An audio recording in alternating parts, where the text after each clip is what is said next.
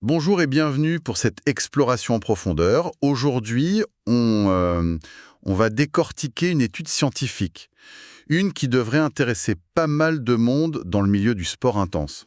Oui, tout à fait. On parle de Epidemiology and Risk Factors of CrossFit-Related Injuries, a cross-sectional study among athletes in the Czech Republic.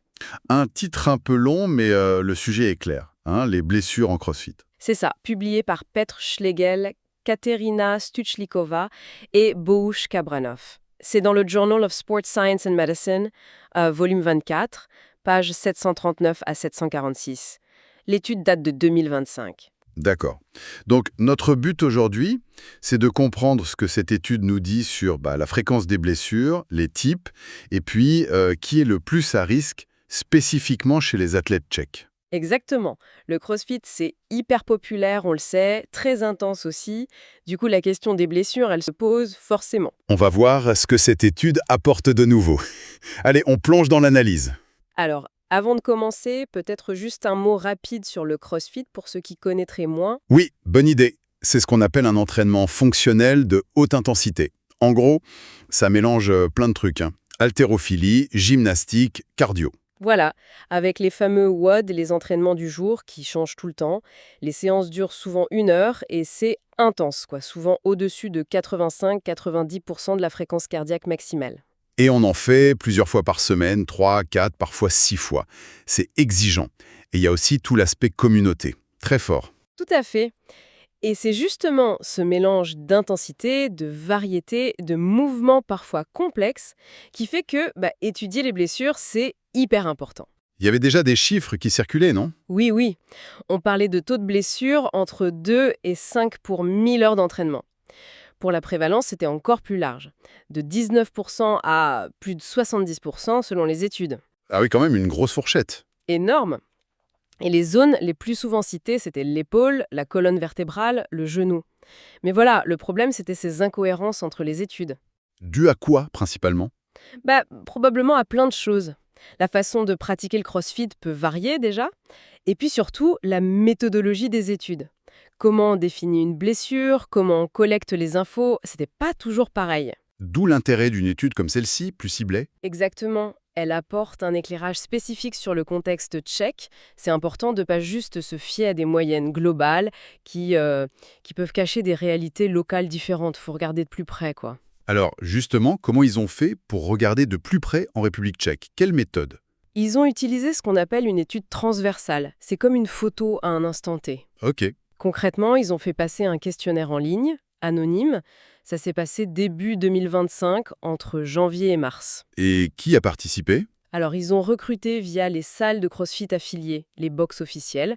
Ils ont eu 456 réponses au départ. Pas mal. Oui. Bon, après, ils ont retiré 12 questionnaires incomplets. Donc, au final, ils ont analysé les données de 444 athlètes. Il fallait avoir 18 ans minimum, pratiquer depuis au moins 6 mois régulièrement, être membre d'une box et parler tchèque, bien sûr. Logique. Et il y avait combien d'hommes et de femmes au total? C'était assez équilibré. 214 hommes et 242 femmes. Et bien sûr, tout ça avec l'approbation éthique de l'université locale. Et dans ce questionnaire, on leur demandait quoi? J'imagine l'âge, le sexe? Oui, les infos de base, âge, sexe, poids, taille, mais aussi leur expérience en crossfitter, combien d'heures ils s'entraînaient par semaine, s'ils faisaient de la compétition. Et la partie cruciale, les blessures. Voilà. Est-ce qu'ils avaient eu une blessure musculo-squelettique liée au crossfitter dans les 6 derniers mois? C'était la question clé. Et comment ils ont défini la blessure? Parce que c'est souvent là que ça pêche. Très bonne question. Ils ont pris une définition assez stricte, basée sur des travaux précédents. En gros, c'était une douleur ou un problème musculaire, articulaire, osseux, etc., survenu pendant le CrossFit et qui avait nécessité soit une consultation, médecin, kiné, soit d'arrêter ou de réduire l'entraînement, soit carrément une opération. D'accord, donc pas juste une petite douleur passagère ou des courbatures. Non, non, quelque chose de plus significatif. Ça permet d'avoir des données plus fiables. Et pour analyser tout ça, Classiquement, d'abord des statistiques descriptives, combien de blessés, où est-ce que ça fait mal, quel type de blessure, ils ont comparé les blessés et les non blessés, les hommes et les femmes. et ensuite, vous parliez d'une analyse plus poussée. Oui, La régression logistique binaire, ça a l'air un peu barbare comme nom. Un peu, oui. Expliquez-nous simplement. De voir quels facteurs sont vraiment liés au risque de se blesser, en isolant l'effet de chaque facteur. Par exemple, est-ce que l'âge joue un rôle, même si on prend en compte le nombre d'heures d'entraînement? Ça aide à identifier les prédicteurs les plus probables. Ah oui, ça permet de démêler un peu les fils. Alors, les résultats, le grand chiffre, quelle proportion d'athlètes s'est blessé? Le chiffre clé à retenir, c'est 36,4%. Ah oui, plus d'un tiers. Oui, plus d'un athlète sur 3 a rapporté au moins une blessure liée au CrossFit sur les 6 derniers mois étudiés. C'est quand même pas négligeable, hein. Clairement pas. Et différence homme-femme sur ce chiffre global? Eh bien non, globalement, l'étude n'a pas trouvé de différence significative. Le risque d'avoir au moins une blessure semblait similaire pour les hommes et les femmes dans ce groupe. Intéressant ça. Et alors, où est-ce que ça coince le plus souvent? Quelle partie du corps? En tête de liste, on trouve la colonne vertébrale, citée dans presque 31% des cas de blessure. Ouch! Juste derrière, l'épaule, avec 28,3%. Et ensuite, un peu plus surprenant peut-être, la paume de la main, 14,5%. La paume de la main. Ah oui, les problèmes de peau, les ampoules qui s'infectent. Probablement, oui. Ça peut devenir une vraie blessure si c'est mal géré. Après, on a le poignet, presque 14%, et le genou, environ 10%. Colonne, épaule, ça confirme un peu les zones sensibles qu'on imagine souvent. Oui, ça rejoint d'autres études, mais il y a une petite nuance intéressante. Même si le taux global de blessures était similaire homme-femme, les femmes ont rapporté proportionnellement plus de blessures dans la plupart des régions spécifiques du corps. C'est un détail, mais il est là. Ah, d'accord, c'est subtil mais important. Et est-ce qu'on sait quels exercices posent le plus problème? Oui, l'étude donne des chiffres là-dessus aussi. Les snatches, les arrachés, arrivent en tête avec quasi 13% des blessures associées. Les mouvements d'haltéro. Complexes. Voilà. Ensuite, on a les squats, tout type confondu, à un peu plus de 11%, et les box jump, les sauts sur boîte, à presque 11%. Les box jump, on pense pas forcément à ça en premier. Et pourtant, puis viennent les deadlifts, soulevés de terre, et les variations de pull-ups, traction, à égalité autour de 9%. Et enfin, les cleans, les épaulés, vers 8%. Donc on retrouve vraiment les mouvements emblématiques, haltéro, gym, soulevé. Est-ce qu'il y a encore des différences hommes-femmes sur ces exercices? Oui, l'étude le note, les femmes ont rapporté proportionnellement plus de blessures sur les snatches et les pull-ups. D'accord, bon, on a vu où ça fait mal et pendant quels exercices. Mais quel type de blessure au final? Est-ce que c'est surtout des accidents, des traumatismes aigus? Eh bien non, et c'est un des points les plus importants, je trouve. Le type de blessure le plus fréquent, et de loin, c'est le surmenage, la surutilisation, l'overuse. Ah bon? Dans quelle proportion? Ça représente quasiment la moitié des cas, 49,2%. La moitié? Ça, c'est une info capitale. Ça veut dire que c'est moins l'accident bête que l'accumulation, l'usure. C'est exactement ça. Ça met vraiment le doigt sur l'importance de bien gérer sa charge d'entraînement, la récupération, la progressivité. C'est pas juste une question de pas de chance sur un mouvement. Et les autres types de blessures, du coup? Ils sont bien moins fréquents. On a les lésions de la peau, justement, pour presque 10%. Puis les déchirures musculaires ou tendineuses, 8,4%. Les dislocations articulaires, autour de 8%. Les entorses, un peu plus de 7%. Les fractures, c'est très rare, moins de 3%. Ce chiffre du surmenage, ça interpelle vraiment sur la gestion de la pratique. Et ces blessures, même de surmenage, elles ont un impact réel sur l'entraînement. On s'arrête longtemps, hein. Ah oui, l'impact est clair. Regardez, les trois quarts des blessés, 75%, ont dû carrément arrêter l'entraînement à un moment. Carrément arrêté. Oui. Et quasiment autant, 74,7%, ont dû modifier leur pratique, l'adapter. Ça montre bien que ce ne sont pas juste des petits bobos. Et ça dure combien de temps, cet arrêt ou cette modification? Alors, l'arrêt complet, pour un peu plus de la moitié, 52%, c'est relativement court, entre un jour et une semaine. Mais pour revenir à la normale, c'est plus long. C'est-à-dire? Environ 58% ont pu reprendre leur entraînement normal en moins d'un mois. Ce qui est pas mal, mais ça veut dire que pour plus de 40%, ça a pris plus longtemps. Est-ce qu'ils vont voir des médecins, des kinés? Oui, un peu plus de 60% des blessés ont consulté un professionnel. Et c'est surtout les kinés ou physios qui sont vus, plus de 63% des consultations. Et cette récupération plus longue, ça concerne beaucoup de monde. Quand on regarde de plus près, près d'un quart des blessés a eu besoin de plus d'un mois pour récupérer, que ce soit en arrêt complet ou en adaptation. Par exemple, plus de 20% ont dû modifier leur entraînement pendant plus de 3 mois. Et si on cumule ceux qui ont dû s'arrêter complètement plus d'un mois, ça fait aussi plus de 21%. Donc oui, la gestion de la blessure, c'est un vrai enjeu pour pouvoir continuer à pratiquer. Alors, venons-en aux facteurs de risque. Qui se blesse le plus? Est-ce qu'il y a un profil type? Alors, les premières analyses, les stats descriptives ont montré des choses un peu surprenantes. Ah, Racontez-nous. les athlètes qui s'étaient blessés étaient, en moyenne, plus jeunes que ceux qui n'avaient pas eu de blessure. Plus jeune, Ouais, c'est ouais. bizarre, non? On aurait pensé l'inverse, que l'âge... Exactement, c'est contre-intuitif. La différence était significative, environ 31 ans pour les blessés contre 33 ans pour les non-blessés. D'accord. Et d'autres choses? Oui, les blessés s'entraînaient aussi plus, en moyenne 5,9 heures par semaine contre 5,3 heures pour les autres. Là aussi, différence significative. Donc, plus jeunes et s'entraînant plus. Ça colle un peu plus à l'image de celui qui pousse peut-être trop, peut-être. Et il y avait aussi une tendance, juste à la limite de la signification en statistique, qui suggérait qu'avoir plus d'expérience en CrossFit pouvait être légèrement protecteur. Mais c'était vraiment une tendance. Bon, ça, c'est la photo de base. Mais l'analyse plus fine, la fameuse régression logistique, qu'est-ce qu'elle a dit? Est-ce qu'elle confirme ça? C'est là que ça devient intéressant et nuancé. Cette analyse a identifié 2 facteurs comme étant significativement liés au risque de blessure. Premièrement, et c'est là que ça change, une augmentation de l'âge était associée à une légère diminution du risque. Attendez, donc l'âge serait plutôt protecteur, mais les blessés sont plus jeunes en moyenne. Comment on explique ça? C'est le paradoxe apparent. Et c'est tout l'intérêt de faire ces analyses plus poussées. L'hypothèse des auteurs, c'est que oui, l'âge en soi apporte peut-être plus de prudence, une meilleure connaissance de son corps, une technique plus stable. Ok, Mais les plus jeunes, même s'ils récupèrent peut-être plus vite, ont tendance à adopter des comportements plus à risque. Plus de volume, plus d'intensité, vouloir progresser très vite, peut-être une technique moins maîtrisée.